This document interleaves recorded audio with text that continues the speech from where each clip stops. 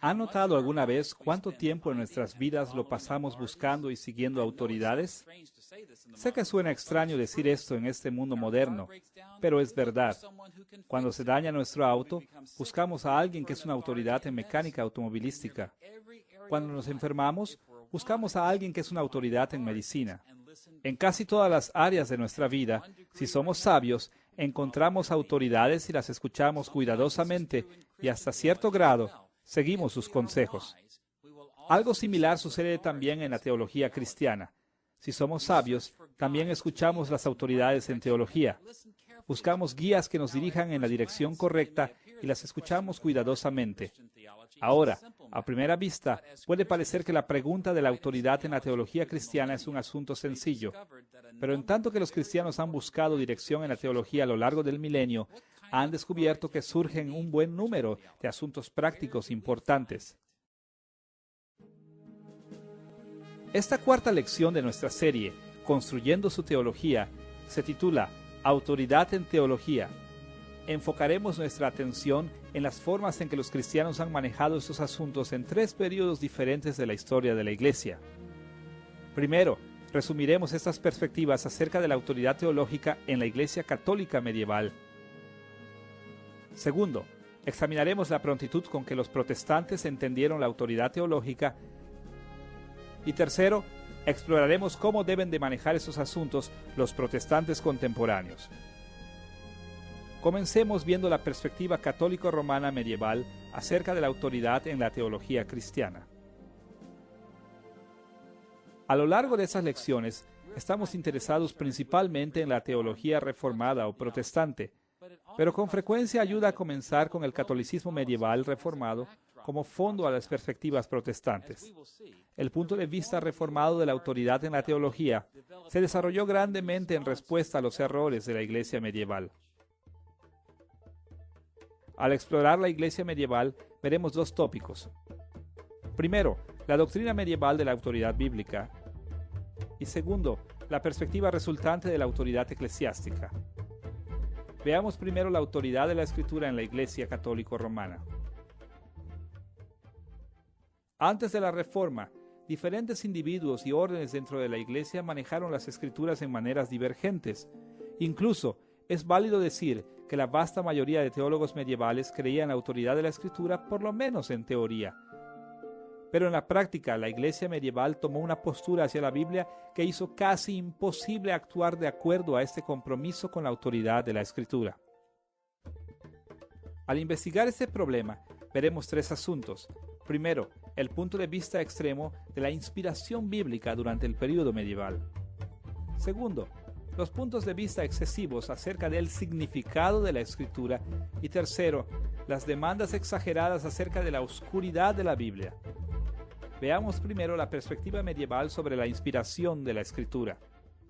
De una manera general, los teólogos católicos medievales afirmaban tanto que la Biblia era totalmente inspirada por Dios como que llegó por medio de instrumentos humanos. Desafortunadamente, durante este periodo de la historia de la Iglesia, muchos teólogos se fueron a los extremos en la manera en que ellos entendieron la inspiración.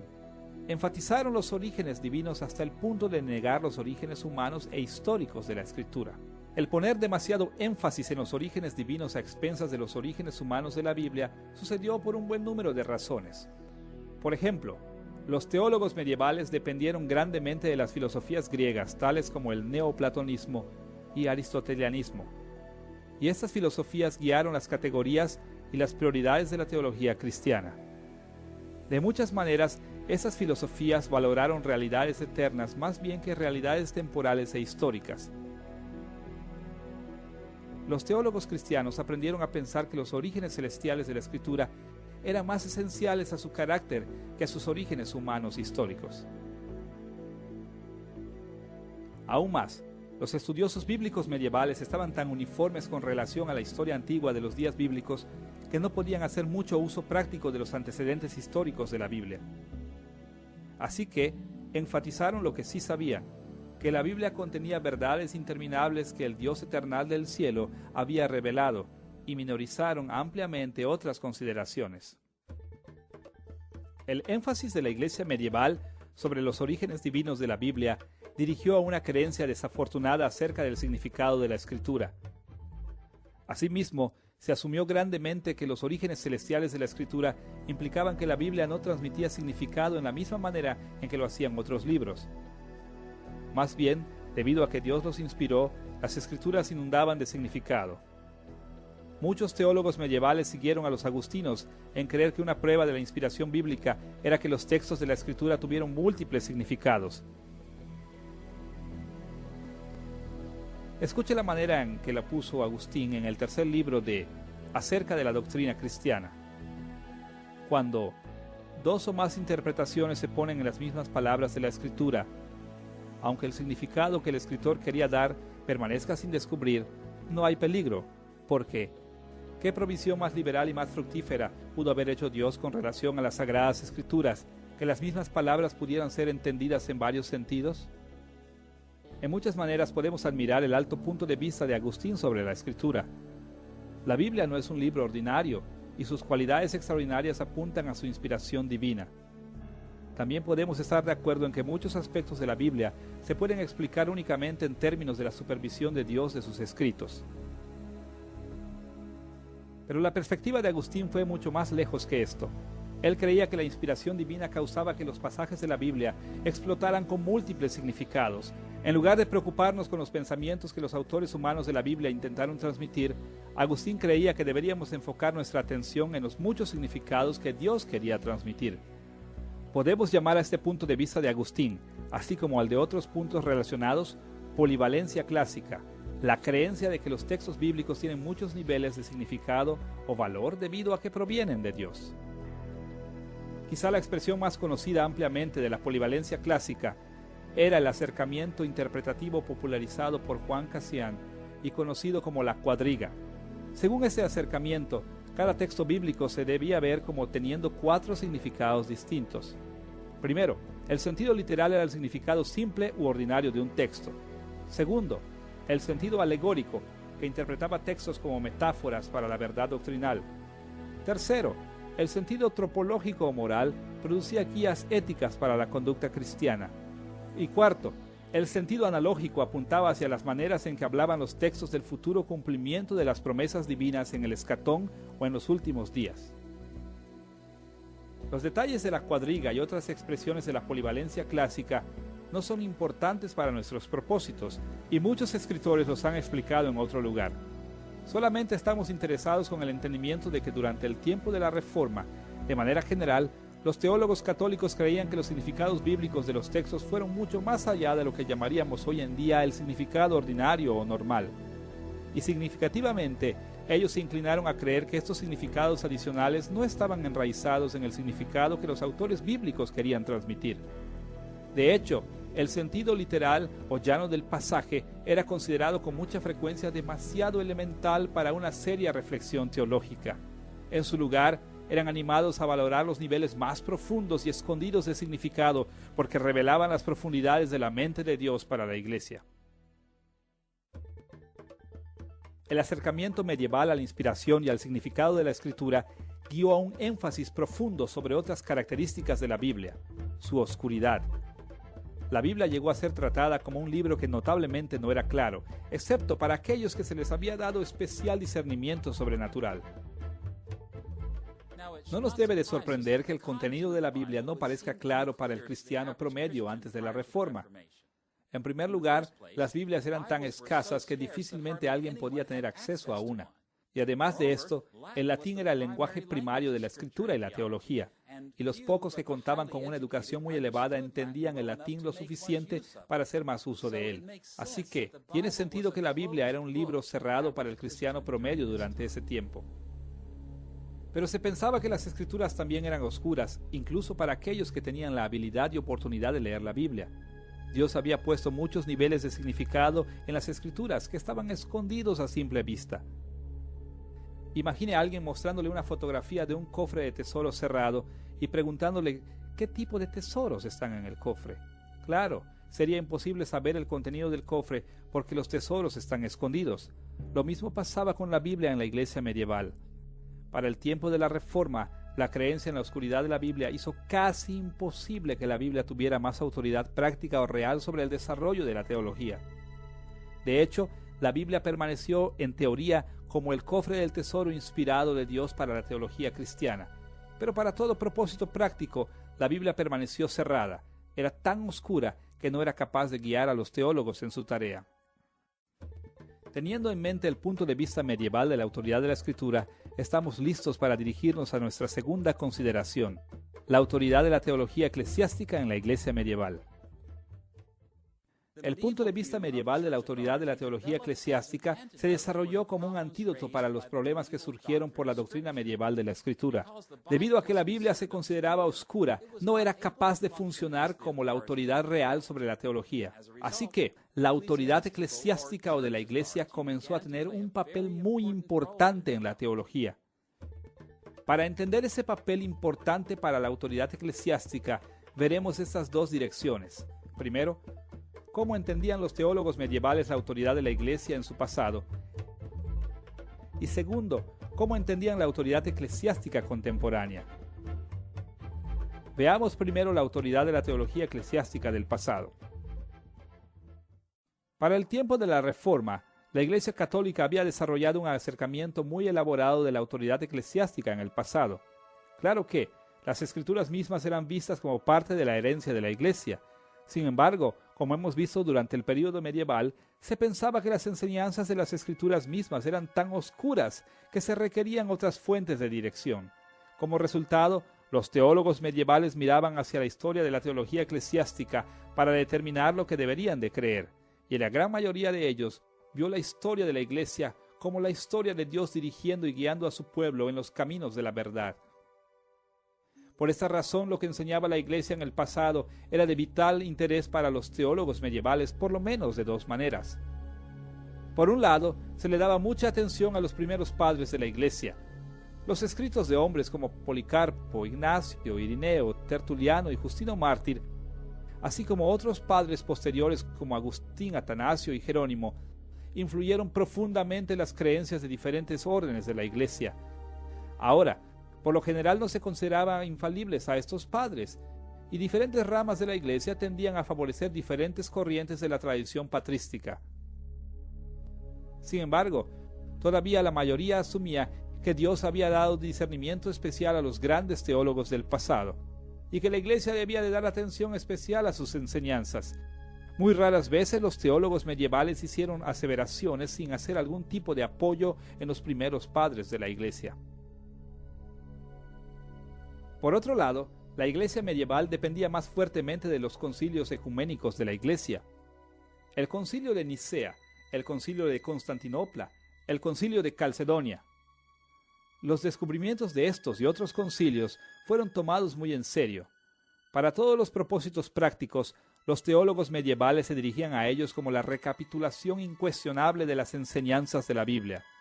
Estar en desacuerdo con ellas era equivalente a estar en desacuerdo con las Escrituras y con Cristo.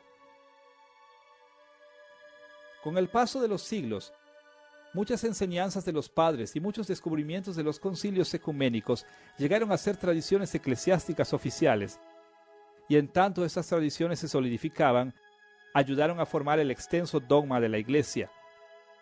No se pensaba que ese dogma eclesiástico fuera teología falible humana, sino teología que llevaba la misma autoridad que las Escrituras. De hecho, para propósitos prácticos, el dogma de la Iglesia reemplazó a la Escritura.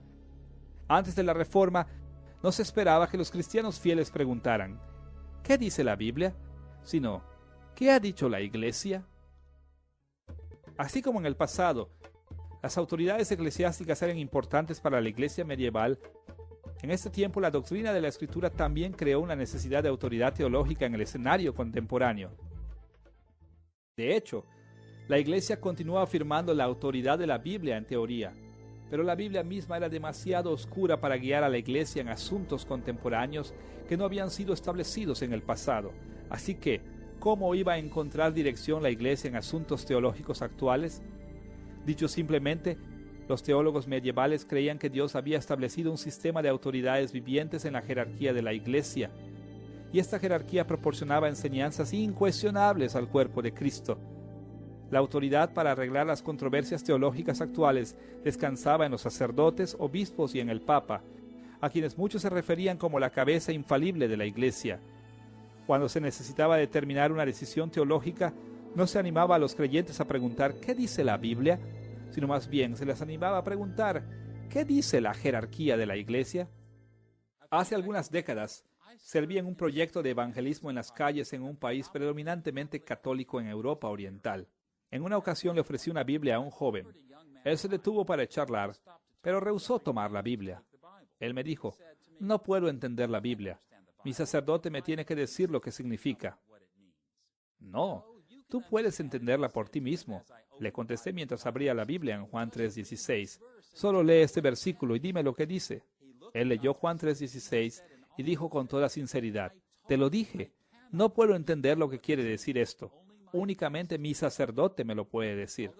Aunque este joven vivía en un mundo moderno, su acercamiento a la Biblia era muy semejante al de la mayoría de los cristianos occidentales en el período medieval. Si la única manera de entender la voluntad de Dios es por medio de las autoridades eclesiásticas, entonces no hay una buena razón para que el cristiano común preste atención alguna a la Biblia.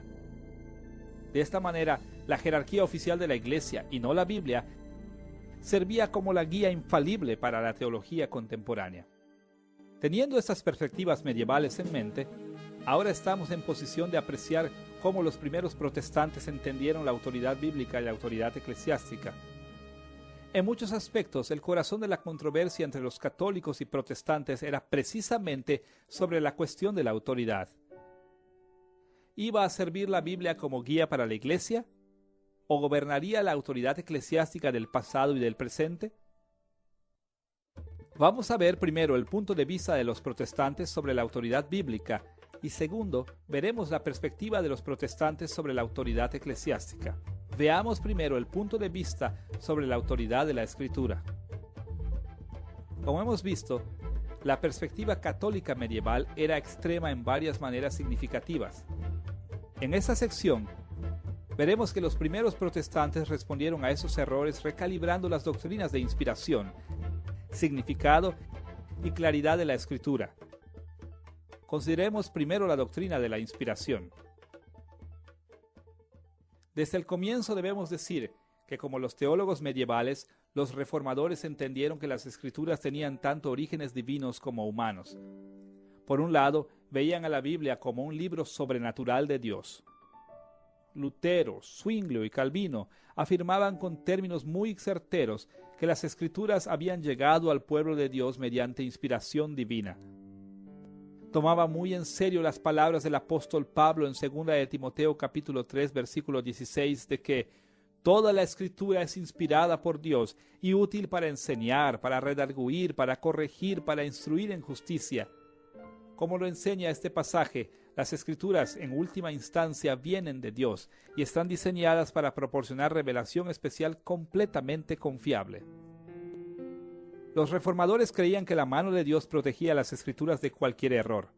Dios sobrenaturalmente dio información del presente, del pasado y del futuro a los escritores bíblicos y vigiló su paternidad literaria de tal manera que todo lo que escribieran fuera verdadero.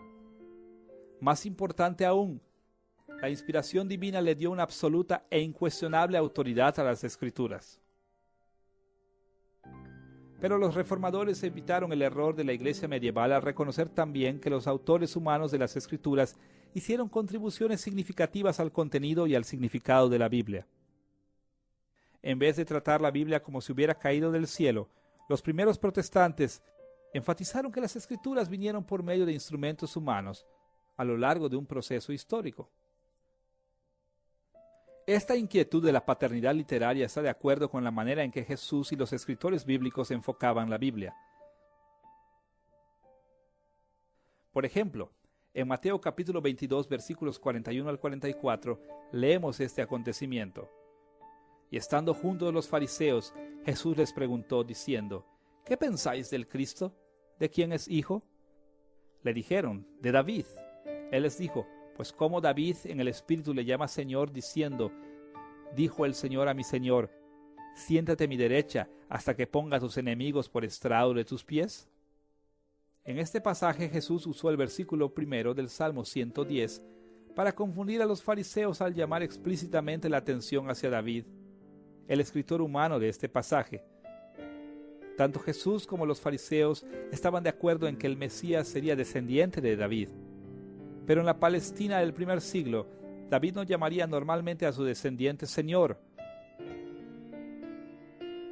Así que Jesús les pidió a los fariseos que explicaran por qué David atribuía este título a su hijo. Note que el argumento de Jesús estaba basado en el hecho de que el significado de la Escritura depende en parte de los detalles que hay en la vida de los autores humanos. Ejemplos de esto abundan en los escritores bíblicos, así como de los personajes como Moisés, Isaías, Jeremías, David, Pablo y otros instrumentos humanos de la palabra de Dios. Estos instrumentos humanos hicieron sus contribuciones personales significativas a las Escrituras. Por estos y otros ejemplos, los reformadores concluyeron correctamente que las Escrituras salieron de situaciones humanas reales y que fueron escritas por gente para circunstancias históricas particulares. Si los cristianos van a entender las Escrituras apropiadamente, no deben enfatizar únicamente los orígenes divinos de la Escritura, sino también sus orígenes históricos y humanos. Darle peso al lado humano de la inspiración bíblica era mucho más que una teoría para los reformadores. Influyó también significativamente en la manera en que concibieron el significado de la Escritura. Podemos resumir este asunto de la siguiente manera. Más que seguir el modelo del catolicismo romano medieval de buscar los significados divinos escondidos en la Biblia, los reformadores buscaron basar todas sus interpretaciones en el sentido literal de los textos bíblicos, en el significado que intentaron transmitir los escritores humanos a sus audiencias originales. Ahora, debemos estar conscientes que los primeros protestantes no rompieron absolutamente con los acercamientos medievales a la Escritura. A veces, también aparecen vestigios de la polivalencia clásica en los escritos de la Reforma. Por ejemplo, los comentarios de Lutero acerca de los Salmos muestran una dependencia continua en este método de interpretación. Sin embargo, es justo decir que los reformadores consistentemente pusieron un énfasis mucho mayor en el significado que querían transmitir los autores humanos de lo que lo hicieron sus colegas católicos. Y en su mayoría, basaron su entendimiento de los pasajes de la Escritura en el significado original del texto. Para los protestantes, este enfoque histórico era central para la interpretación. Para entender el énfasis de los primeros reformadores del significado literal o simple de los textos bíblicos, nos ayudará a recordar que este acercamiento hermenéutico había tenido sus raíces en Europa occidental a lo largo del Renacimiento del siglo XV. El Renacimiento deriva su nombre de un interés renovado en la literatura y en la cultura clásica romana y especialmente griega que se llevó a cabo antes de la Reforma. Antes del Renacimiento, los eruditos conocían en todo respecto los escritos antiguos de Grecia únicamente en traducciones, y en su mayoría sus interpretaciones estaban bajo la supervisión de la Iglesia. En ocasiones diferentes, la Iglesia prácticamente había bautizado a Platón, Aristóteles y otros escritores griegos de tal manera que fueran interpretados como apoyo a la doctrina cristiana. Pero durante el Renacimiento, muchos eruditos encontraron patrocinadores que apoyaban sus deseos de entender los textos antiguos del período clásico, libres de la supervisión eclesiástica. Y en cambio comenzaron a interpretar esos escritos de la manera en que sus autores quisieron que fueran entendidos. Y como resultado, las interpretaciones de la literatura clásica altamente valorada comenzaron a enfocarse en su significado histórico, que con frecuencia estaba en gran contraste con las enseñanzas de la Iglesia. Ahora, durante el Renacimiento también fueron publicadas nuevas ediciones de la Biblia en hebreo y en griego, y esto dirigió hacia un cambio significativo en la interpretación de la Escritura. Como hemos visto, antes de esos días, los pasajes bíblicos eran interpretados principalmente bajo la guía de la Iglesia y apoyando el dogma de la Iglesia. Pero siguiendo los principios del Renacimiento, muchos eruditos bíblicos, especialmente protestantes, comenzaron a leer las Escrituras libres del control de la Iglesia y buscaron fundamentar sus interpretaciones de las Escrituras en su significado histórico original. La orientación protestante hacia el significado original o el sentido literal como la base de toda interpretación guió hacia un cambio significativo en el entendimiento del significado de la Escritura. Los protestantes hablaron de un significado unificado, coherente de cada pasaje bíblico. Como lo pone la Confesión de Fe de Westminster en el capítulo 1, sección 9, al sentido verdadero y pleno de un pasaje cualquiera no es múltiple, sino uno solo. Podemos llamar a esta perspectiva un punto de vista univalente del significado. Claro que los protestantes se dieron cuenta de que con frecuencia los pasajes bíblicos hablaban mucho más que de una simple valoración de lo que el sentido literal pudiera indicar. Los pasajes en la Escritura tienen muchas implicaciones y conexiones con las verdades cristianas que van más allá de lo que los escritores humanos originales pudieron comprender en sus días. Pero todas estas dimensiones son parte de un significado único, verdadero y completo, debido a que ellos se conectaron con el sentido literal o plano de las Escrituras. Además, para enfatizar el lado humano de la inspiración y la importancia del sentido literal unificado de la Escritura, los protestantes también afirmaron la claridad o perspicuidad de la Escritura. Más que ver las Escrituras como obscuras y con necesidad de interpretación eclesiástica autoritativa, los reformadores argumentaron que la Biblia era entendible. Un buen número de factores contribuyeron significativamente a la doctrina protestante de la claridad bíblica. En primer lugar, el uso muy difundido de la máquina de imprimir movible había hecho más y más Biblias accesibles. Y la disponibilidad de Biblias hizo posible que los cristianos leyeran la Biblia por sí mismos y evaluaran si la Iglesia Católica estaba en lo correcto, cuando declaraba que las Escrituras eran obscuras. En segundo lugar, valientes pioneros empezaron a traducir las Escrituras en los lenguajes de la gente común, y eso también hizo posible que la gente examinara la claridad de las Escrituras por sí mismos. En tercer lugar, el enfoque de la reforma del sensus literalis también facultó a los teólogos a basar sus inspiraciones en algo que podía ser examinado y probado. Ya no necesitaban confiar simplemente en las autoridades eclesiásticas para decirles el significado de la Biblia. La inspección de la Escritura en esas formas dirigió a la realización general que contradecía la perspectiva católica. La Biblia era muy clara. Incluso el leal católico romano Erasmo, quien se opuso a Lutero y a la Reforma, escribió que un labrador puede entender las Escrituras. Esas evoluciones abrieron el camino para que los protestantes afirmaran la claridad de la Biblia y para que reintegraran la Biblia como la autoridad práctica para el cristianismo. Al leer los protestantes la Biblia nuevamente, en ese nuevo ambiente, se hizo evidente que muchos pasajes cruciales que la Iglesia Católica había declarado como obscuros eran de hecho relativamente fáciles de entender. Los intérpretes protestantes encontraron que en tanto que estudiaban más de la Biblia, más y más de las enseñanzas bíblicas parecían ser extraordinariamente claras. Ahora, durante las primeras décadas de la Reforma, los protestantes fueron extremadamente optimistas con relación a la claridad de la Biblia. Parecía ser un asunto muy sencillo. Lee la Biblia y conforma la teología a la revelación clara de Dios allí. Pero en tanto continuaba trabajando el movimiento protestante a lo largo de las Escrituras, los protestantes se volvieron más realistas acerca de las Escrituras y hablaban en términos de grados de claridad en la Biblia. Comenzó a ser evidente que el significado de algunas porciones de la Biblia eran más claras que otras.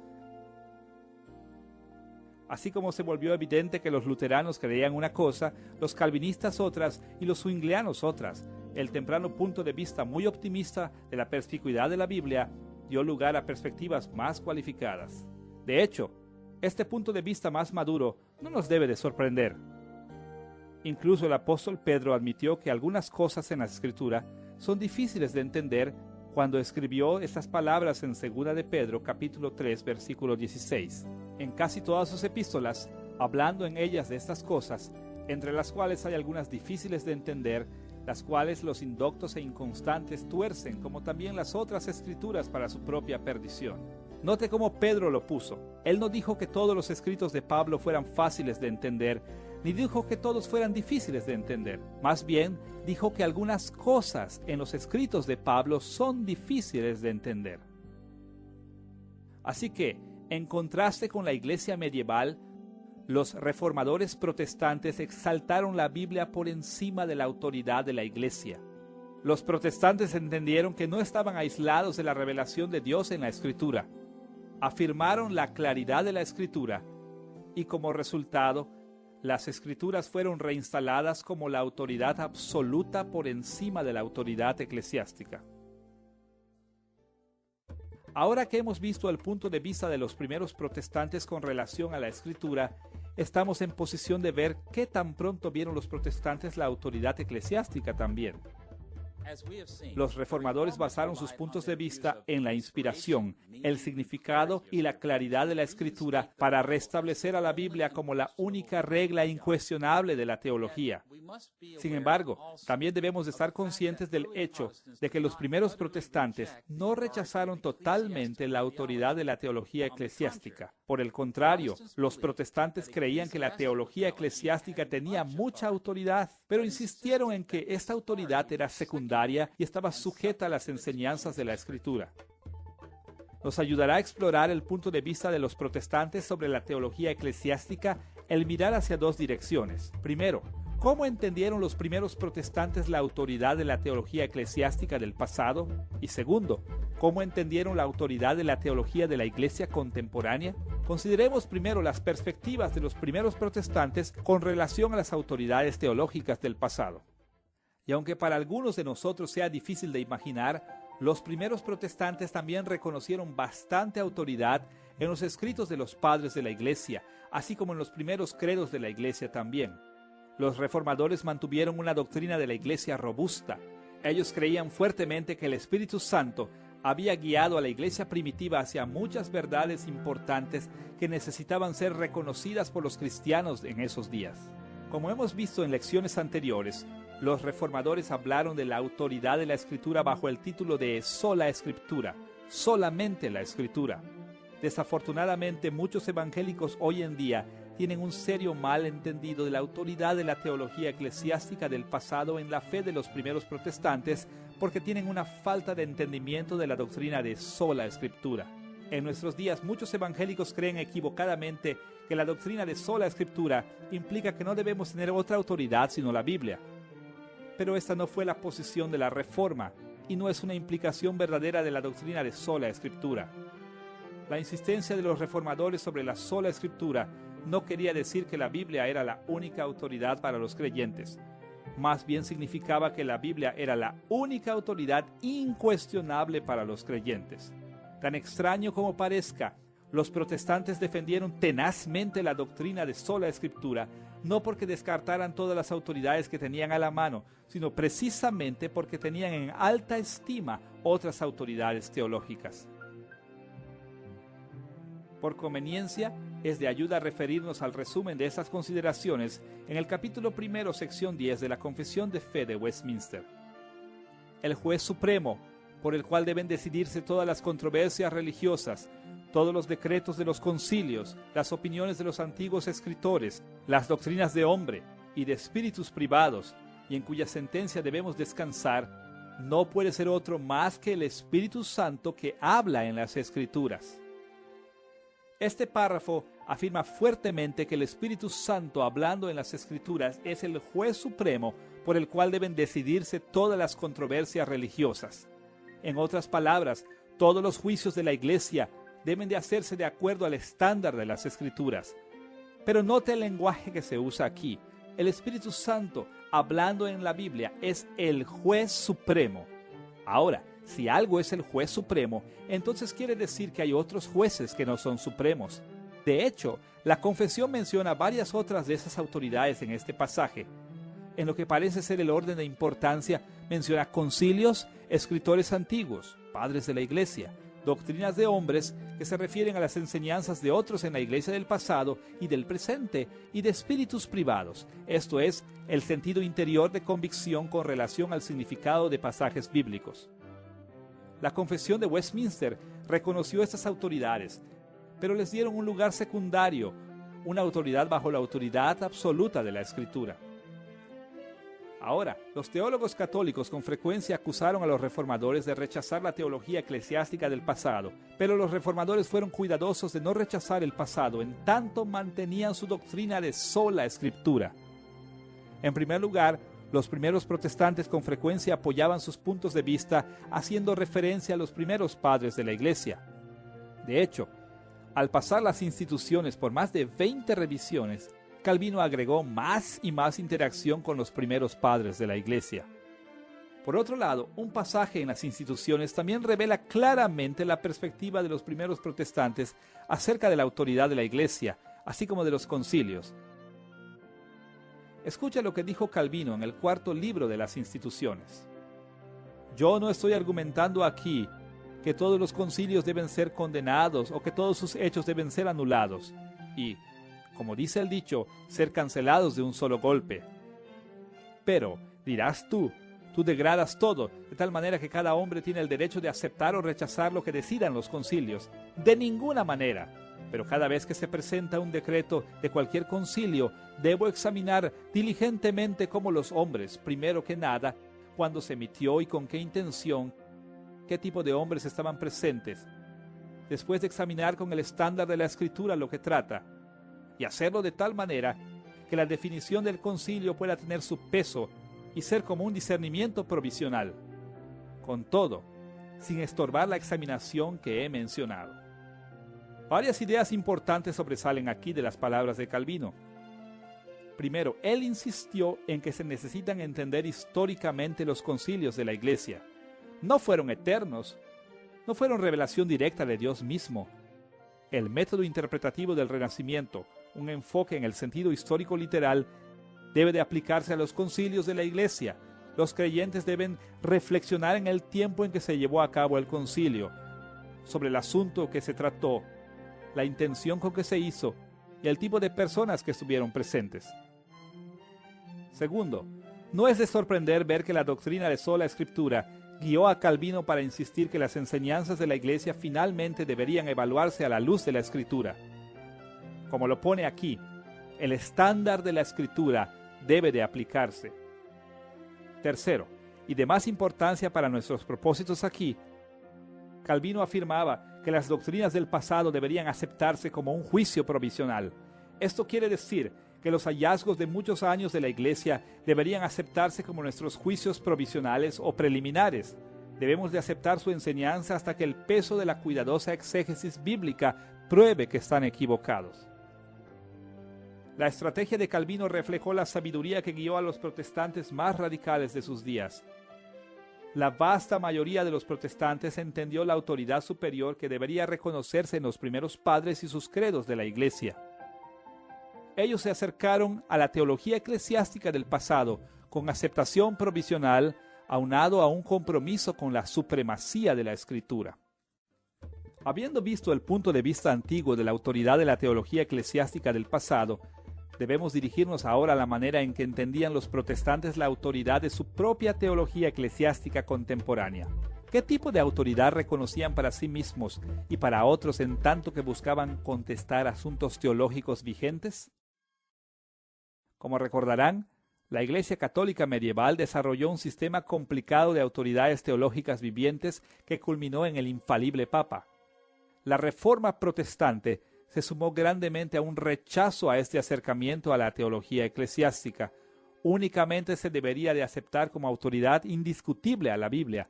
El Papa, los concilios de la Iglesia y otras autoridades eclesiásticas eran falibles y sujetas a error, y la autoridad que tenían estaba sujeta a la Biblia. Ahora, es importante entender que los primeros protestantes sumamente respetaban la autoridad de los maestros debidamente ordenados en la Iglesia. Los eruditos o doctores de la Iglesia merecían gran estimación en tanto desarrollaban más la teología reformada. De hecho, los protestantes de casi cada denominación crearon confesiones, catecismos y credos para sí mismos que fueron reconocidos como autoridades secundarias en la Iglesia.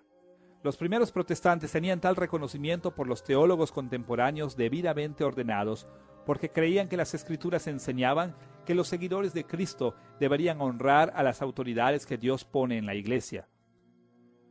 Muchas porciones de la Escritura hablan de este asunto, Pero tome por ejemplo las instrucciones de Pablo a Tito en su capítulo 2, versículos 1 y 15. Allí leemos estas palabras: pero tú habla lo que está de acuerdo con la sana doctrina. Esto habla y exhorta y reprende con toda autoridad. Nadie te menosprecie.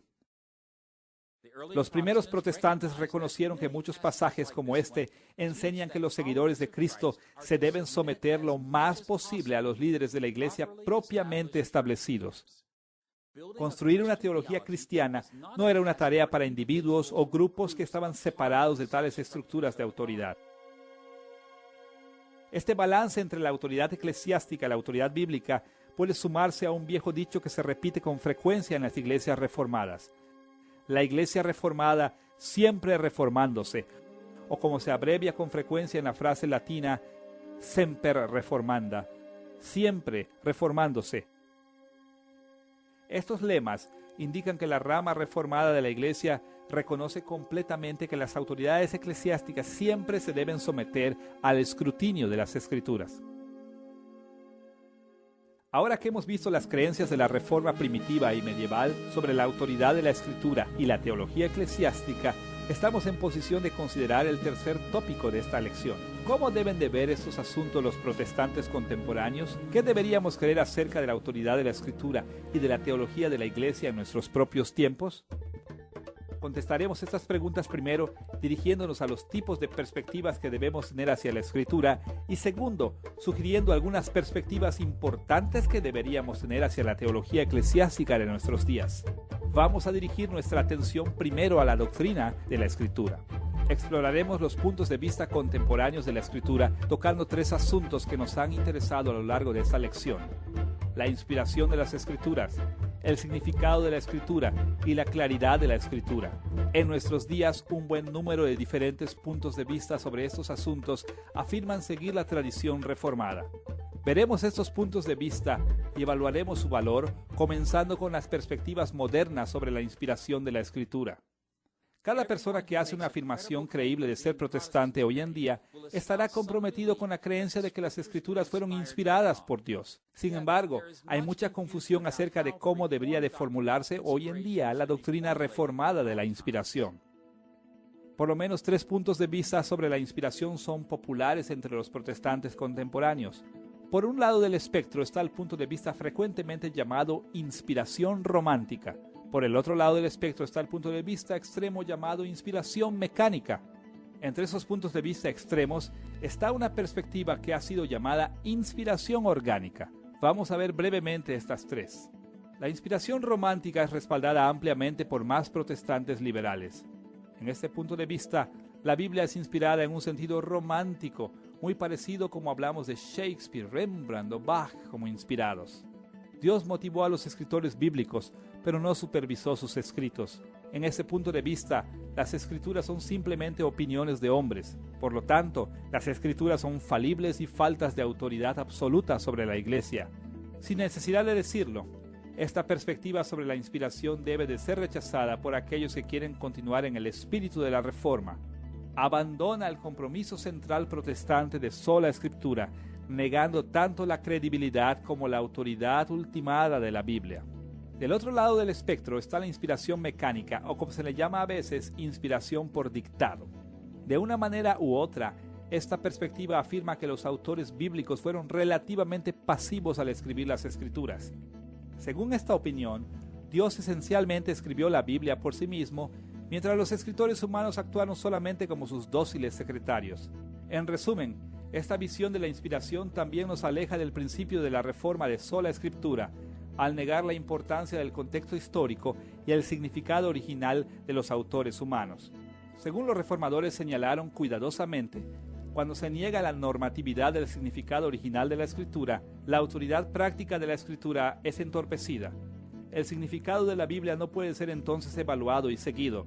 Nos vemos forzados a leer nuestras propias ideas en la Biblia. Como resultado, entonces, la Biblia en sí no nos sirve como nuestra autoridad suprema en teología. La teología reformada contemporánea debe evitar tanto el extremo de la inspiración romántica como el extremo de la inspiración mecánica, reafirmando la total naturaleza orgánica de la inspiración. Dios movió a los autores bíblicos a escribir y supervisó sus escritos para que escribieran infalible y autoritativamente. Pero él no sorteó sus pensamientos personales, sus motivaciones, sus sentimientos y su teología. Las dimensiones humanas y divinas de la inspiración no están desparejadas. Por el contrario, toda la Biblia presenta la verdad eterna de Dios, pero con textos muy humanos y condicionados por la cultura. Todas las enseñanzas de la Biblia son normativas por todos los tiempos, pero su enseñanza están atadas a y presentadas dentro de un contexto de circunstancias particulares. La visión reformada de la inspiración orgánica de la Escritura enfatiza tanto la parte humana como la divina y las cualidades históricas y trascendentes de toda la Biblia.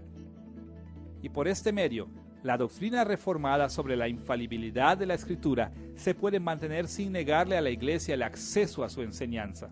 Sin duda alguna, de los tres principales pensamientos protestantes sobre la inspiración bíblica, aquellos que desean avanzar la reforma en nuestros propios días verán que la doctrina de la inspiración orgánica es la que está más de acuerdo con los principios que dieron comienzo y guiaron la reforma protestante. Además de enfatizar la naturaleza orgánica de la inspiración en la tradición reformada, los teólogos modernos deben de evaluar correctamente la naturaleza y el significado de la Escritura. Una vez más, un espectro de posiciones ha sido propuesto como representante del pensamiento reformado en esta área. Pero no todas las opciones llevan más allá los ideales de la reforma. Por un lado del continuo está un punto de vista que pudiera llamarse polivalencia contemporánea. En el otro extremo está un punto de vista que puede llamarse univalencia simplística. Y en medio está un punto de vista que pudiera llamarse univalencia multifacética. Hablemos primero de la polivalencia contemporánea. En décadas recientes, los teólogos reformados han hablado de la polivalencia de los textos bíblicos, creyendo que los textos de la Escritura tienen muchos significados diferentes. Pero mientras la polivalencia clásica afirmaba significados múltiples debido al origen divino de la Biblia, la polivalencia contemporánea generalmente está basada en las ambigüedades de la lengua humana. En efecto, la polivalencia contemporánea enseña que los pasajes bíblicos son vasijas vacías para que las llenen de significado los intérpretes. En realidad, así como una vasija tiene una forma determinada, la gramática de los textos bíblicos establecen algunos parámetros básicos de significado. No obstante, dentro de esos parámetros, el significado específico es proporcionado por los intérpretes bíblicos. Sobre esta base se argumenta que necesitamos rechazar el énfasis de la Reforma sobre la normatividad que se observa en el sensus literalis. En su lugar, deberíamos emitir nuestras propias interpretaciones en los pasajes, no dando interés alguno, o si acaso un poco al significado original o literal del texto. Pero debemos rechazar esta noción de polivalencia, porque anula la autoridad de la Escritura al darle a la interpretación humana el derecho de verter sus propias ideas dentro de la Escritura. En el otro lado del espectro hay un punto de vista que vamos a llamar univalencia simplística. Este punto de vista promueve correctamente la noción de que cada pasaje de la Escritura tiene solamente un significado, pero niega incorrectamente que un solo significado puede ser complejo. Por ejemplo, Juan capítulo 3 versículo 16. Porque de tal manera amó Dios al mundo, que ha dado a su Hijo unigénito, para que todo aquel que en él cree no se pierda, mas tenga vida eterna. Un cristiano con la univalencia simplística en mente diría algo así. Este versículo es muy simple. Juan 3:16 nos dice que debemos creer en Cristo. Bueno, este resumen es verdad en lo que cabe, pero el versículo dice mucho más que eso. También habla explícitamente del amor de Dios, de la encarnación, muerte y resurrección de Cristo y del mundo, del eterno castigo y de la vida eterna. Y debido a que las doctrinas de la Escritura forman redes de reciprocidades múltiples, también habla implícitamente de toda clase de tópicos que el resto de la Escritura aborda directamente. En ese sentido, Juan capítulo 3, versículo 16, tiene solamente un significado, pero ese significado es cualquier resumen que podamos sacar de este pasaje. Cuando fallamos en ver que el significado de la Escritura es tan complejo de tal manera que siempre excede nuestras interpretaciones, corremos el serio riesgo de identificar demasiado cerca nuestra interpretación de la Biblia con la Biblia misma. Nuestra interpretación asume la autoridad de la Biblia misma y rechaza sola Escritura. La creencia de que la Biblia siempre se posiciona sobre nuestras interpretaciones. En el centro del espectro está la univalencia compleja, que está de acuerdo con las perspectivas del principio de la Reforma. La Confesión de Fe de Westminster describe la univalencia compleja en el capítulo 1, sección 9, donde declara: cuando hay dificultad respecto al sentido verdadero y pleno de un pasaje cualquiera, cuyo significado no es múltiple, sino uno solo, este se debe buscar y establecer por otros pasajes que hablen con más claridad del asunto. En este punto de vista, cada pasaje tiene un solo significado, pero este único significado es complejo y multifacético, revelado por la red de reciprocidades múltiples establecida por toda la Escritura. Necesitamos afirmar esta noción reformada de la univalencia compleja hoy en día, porque afirma que la Biblia, más que esperar que nosotros proporcionemos un significado autoritativo, ella misma lo presenta. Pero también nos previene de bajar las Escrituras al nivel de nuestros resúmenes doctrinales, porque el significado de un texto se entrelaza con todas las Escrituras. Cada texto se presenta como una autoridad por encima de cualquiera de nuestros mayores esfuerzos en teología. Esta perspectiva de la univalencia multifacética proporciona una manera de manejar el significado de la Escritura que nos capacitará para avanzar la teología de la Reforma en nuestros días. Estamos ahora en posición de hablar de los puntos de vista de la Reforma moderna acerca de la claridad de la Biblia. Una vez más, nos ayudará a pensar en términos de 3 puntos a lo largo del espectro. En un extremo, enfrentamos las tendencias contemporáneas hacia la completa oscuridad. En el otro extremo, enfrentamos las tendencias contemporáneas hacia la completa claridad. Pero en medio está la doctrina de la Reforma de los grados de claridad. No es difícil encontrar protestantes hoy en día que tratan las Escrituras como si fueran casi totalmente oscuras o escondidas de nosotros. Frecuentemente, en el espíritu de la deconstrucción y la hermenéutica postmoderna, ellos consideran a las Escrituras oscuras porque creen que la Biblia es en sí misma contradictoria y contraproducente, de la misma manera en que evalúan toda otra literatura. En su punto de vista, la historia de la interpretación bíblica ha revelado demasiadas dificultades exegéticas que es casi imposible determinar cómo debemos entender precisamente la Biblia hoy en día. Ahora, es verdad que con toda la comunicación humana adecuada, siempre hay oscuridades a los bordes o márgenes de la revelación bíblica. Pero difícilmente puede decirse que la Biblia no es clara en todo. Hay mucho en la Biblia que es bastante claro. Este punto de vista no refleja la creencia en la claridad de la Escritura en la Reforma. Si queremos continuar en el espíritu de la Reforma hoy en día, debemos de rechazar tales nociones exageradas de la oscuridad bíblica. En el otro lado del espectro, algunos protestantes creen que casi todas las Escrituras son tan claras que pueden ser entendidas rápida y fácilmente. La mayoría de los defensores de esta perspectiva son capaces de sostener este simple punto de vista de la claridad de la Biblia porque rechazan todas las interpretaciones que no vienen de sus muy limitadas comunidades. Exagerar la claridad de la Escritura es una gran tentación para muchos teólogos de la tradición reformada hoy en día al enfrentarse a las incertidumbres de la vida moderna. Desesperadamente queremos mantener las Escrituras alejadas del atolladero del escepticismo y cinismo modernos. Pero simplificar demasiado la claridad de la Escritura de esta manera no representa la perspectiva de la Reforma con relación a la claridad de la Escritura. Como hemos visto, los primeros reformadores admitieron que algunas partes de la Biblia son simplemente difíciles y no imposibles de entender. En medio del espectro de los puntos de vista sobre la claridad de la Escritura está una posición que reconoce grados de claridad. Esta es la posición adoptada por el capítulo 1, sección 7 de la Confesión de Fe de Westminster, donde leemos estas palabras. Las cosas contenidas en las Escrituras no todas son igualmente claras ni se entienden con la misma facilidad por todos. Sin embargo, las cosas que necesariamente deben saberse, creerse y guardarse para conseguir la salvación se proponen y declaran en uno u otro lugar de las Escrituras, de tal manera que no solo los eruditos, sino aún los que no lo son, puedan adquirir un conocimiento suficiente de tales cosas por el debido uso de los medios ordinarios. Note que la confesión distingue lo que es necesario para salvación, tan claro en un lugar o en otro, pero también admite que no todo lo demás en la Escritura es igualmente claro. En otras palabras, la Biblia ni es totalmente incierta ni totalmente clara. Recordará que en la lección anterior distinguimos varios niveles de confianza que tenemos en diferentes doctrinas cristianas con el modelo de un cono de certeza. En la parte baja de nuestro cono de la certeza tenemos creencias que sostenemos endeblemente porque tenemos bajos niveles de confianza en ellos. En la cumbre tenemos esas creencias esenciales que sostenemos tenazmente. Renunciar a ellas es renunciar a la fe cristiana. Entre esos extremos tenemos todo lo demás que creemos con diferentes niveles de seguridad. En muchos aspectos nos ayuda a pensar en términos similares acerca de la claridad de la Escritura.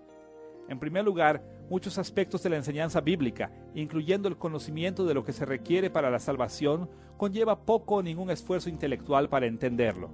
Como lo dice la Confesión de Westminster, los eruditos y los que no lo son pueden entender estas cosas. Otra información bíblica se ajusta a esta categoría también. De hecho, enormes porciones de la Biblia son fáciles de entender. Por ejemplo, no es difícil ver que Dios creó el mundo, o que hubieron hombres llamados Abraham, Moisés y David, o que Israel fue a Egipto y posteriormente al exilio. El Nuevo Testamento enseña claramente que Jesús creció en Nazaret, que hubieron apóstoles y que Pedro bendijo al orar. Estos y otros rasgos innumerables de la Escritura son tan claros que nadie necesita hacer un esfuerzo intelectual para conocerlos. En segundo lugar, algunos aspectos de la Escritura son conocidos únicamente por estudiantes que estudian seriamente materias como historia antigua, criticismo textual, lenguas bíblicas, métodos interpretativos y teología. Entre esas materias podemos contar tales cosas como la escatología de Pablo o el propósito histórico del libro de Génesis. Estos y otros aspectos de la Escritura requieren más atención erudita.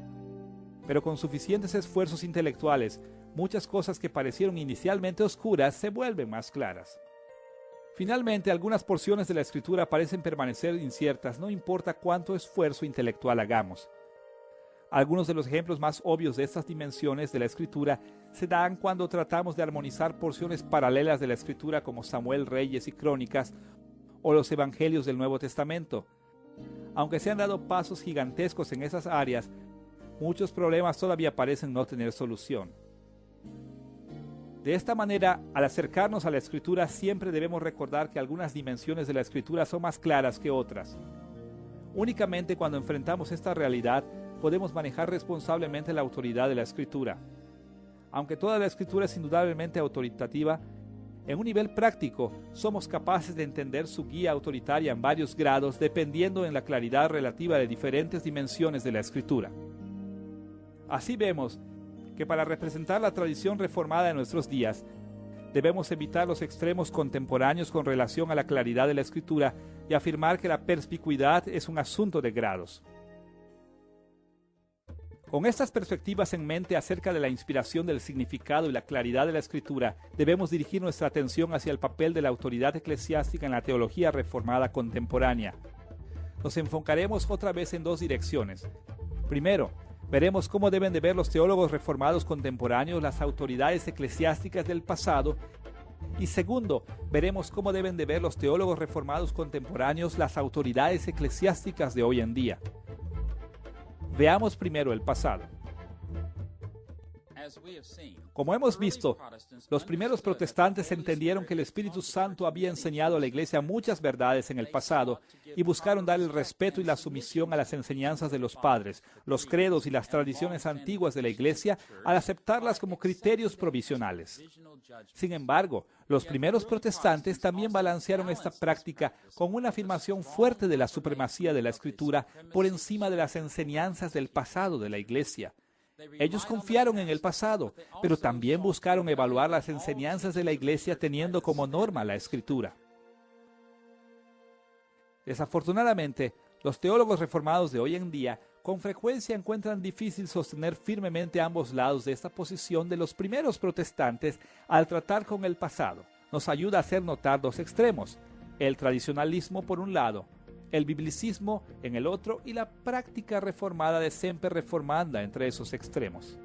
Por un lado, los teólogos reformados contemporáneos con frecuencia caen en la trampa del tradicionalismo. Se desvían hacia prácticas que se parecen mucho a la Iglesia Católica Romana. El tradicionalismo reformado afirma la autoridad de la Escritura y ciertamente rechaza las tradiciones del catolicismo. Sin embargo, muchos tradicionalistas reformados atesoran grandemente las expresiones de fe reformada que fallan en escudriñar en un nivel práctico. Si usted ha estado muy expuesto a los teólogos reformados hoy en día, probablemente ha visto esta tendencia. Frecuentemente los teólogos reformados abrazan las posiciones doctrinales históricas o las prácticas del pasado hasta el punto en que esas tradiciones se toman como fundamentos indiscutibles para la reflexión y práctica contemporánea. Con demasiada frecuencia, estos teólogos reformados bien intencionados tienden a contestar preguntas teológicas simplemente haciéndose estas preguntas. ¿Qué dicen las confesiones reformadas? En lugar de preguntar, ¿qué dice la Biblia? Por otro lado, los teólogos reformados modernos también van al extremo opuesto al tratar con la autoridad eclesiástica del pasado. En una versión cristiana de la Ilustración modernista, caen en lo que se puede llamar biblicismo. Estos teólogos actúan como si cada persona debería ir a la Biblia y decidir cada asunto teológico sin ayuda de la tradición protestante pasada. Una y otra vez, los teólogos que se identifican con la rama reformada de la Iglesia reaccionan al tradicionalismo reformado diciendo cosas como estas: no importa lo que ha dicho la Iglesia, todo lo que me importa es lo que dice la Biblia. Este tipo de retórica sigue hasta someterse a las Escrituras como nuestra autoridad final.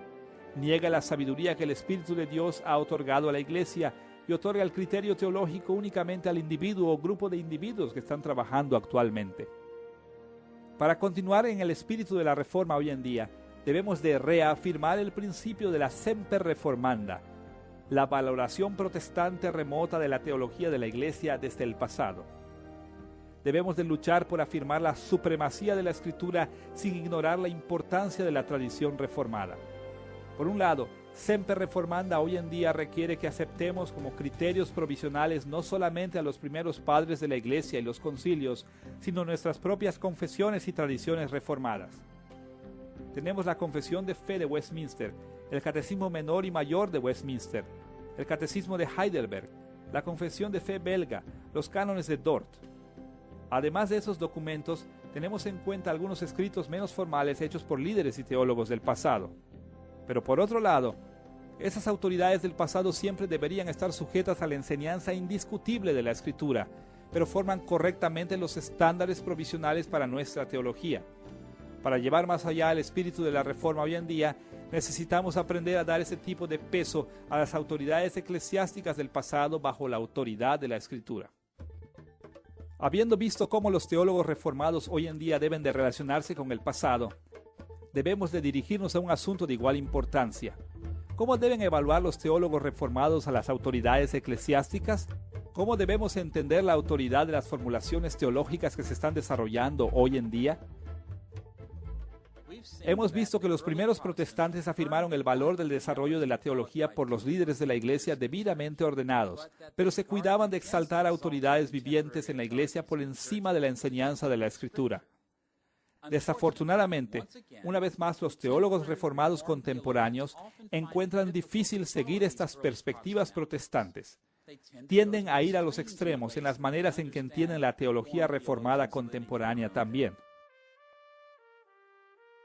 Por un lado, los teólogos reformados tienden a ser escépticos hoy en día con relación a las formulaciones doctrinales. Por otro lado, muchos tienden hacia el dogmatismo con relación a las formulaciones doctrinales contemporáneas.